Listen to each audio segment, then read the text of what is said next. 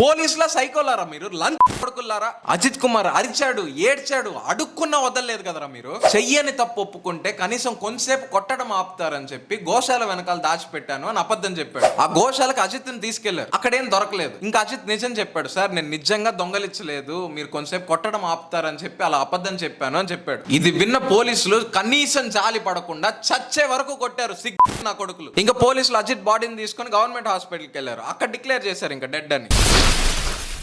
ఇంకా అజిత్ చచ్చిపోయాడు కదా, ఇంకా పోలీసు ఎలాగోలా దీన్ని కవరప్ చేయాలని చెప్పి పోలీసుల దగ్గర నుంచి తప్పించుకుంటుంటే అజిత్కి ఫిట్స్ వచ్చి పడిపోయి చచ్చిపోయాడు అని చెప్పి అబద్ధం చెప్పారు.